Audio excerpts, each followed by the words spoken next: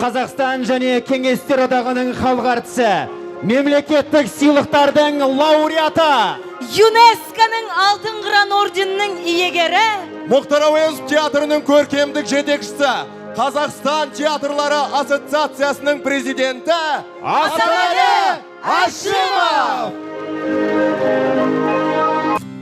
Қазақ өнерінің рыцары, сахна өнерінің перісі.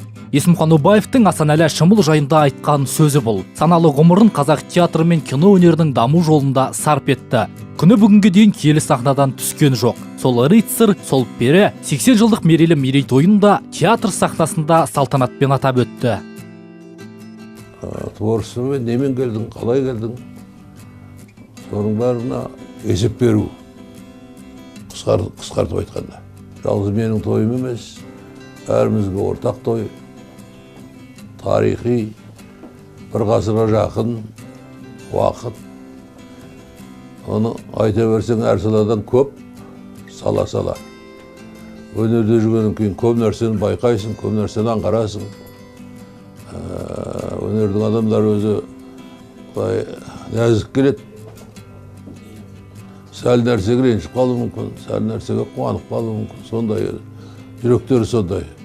Сондай болғанда дұрыс өзі. Рөлді жақсы ойнауға, кейіпкер шығаруға, актердің жүрегі де таза болу керек, сосын нәзік болу керек сондай. Бұл 80 жас басқалардан өзгерек.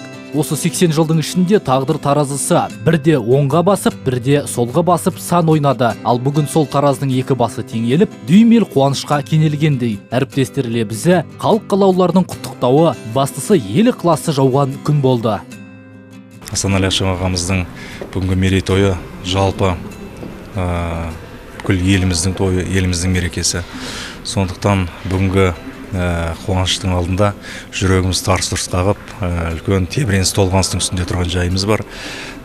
Себебі шын мәніндегі осы кино, театр әлемінің, өнер әлемінің жалпы төл құжаты Асанәлі Әшімов. Сондықтан бұл кісінің келген қонақтарына сол дәрежедегі үлкен бір жақсы мерейлі сән салтанатты ұсыну біздің еншіміздегі дүние. Сондықтан етек жеңімізді жинап дайын отырған жайымыз бар. Мереке жалпы қазаққа құтты болсын дейміз. Балапан қанаты қатайған мекен, баладан данаға дейінгі кескін келбетінің ой өрісінің куәгері осы сахна. Дүние дүрмегінің даңғылы жолында ылдиғада құлдилады, көкке құлашын кең сермеді. Бірақ өнер жолындағы туын замандастарынан гөрі тым биікке тікті. Жеттім десе жігіттің жетпегені. Жету мүмкін емес. Соңғы сөзімді айтып үлгеру де мүмкін емес. Сондықтан өмір сонысымен қызық. Жеттім деп үйді шалқайып жатып алсаң, ары қарай өлгенмен бір дейді. Біттім деп. Сондықтан алатын шыңдар бар, қолдан деп отса. Сахна болмаса экран, экран болмаса қалам, естелік, балаларға айтып кетсем, келешекке. Соның өзі пайда, соның өзі шыңға жетелейді. Сахнаның төрінде сырымды айттым, зарым деп, Сахараның шөлінде мұңымды айттым, әнім деп.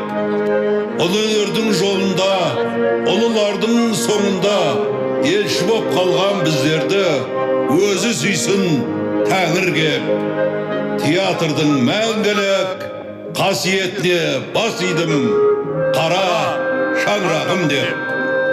Асанәлі Әшімұлы Қасым Аманжоловтың ей тәкаппар дүние өлеңін оқып, өнерсүйер қауымды бір тебірентті. Ал өзге әріптестері де қалыс қалмай, нағыз өнердің көрінісін байқатты. Асанәлі Әшімұлының өткерген жылдары өрнекті, өмір жолы өнегелі. Оның айғағы театр сахнасында, кино лентасында қалған баға жетпес естеліктер.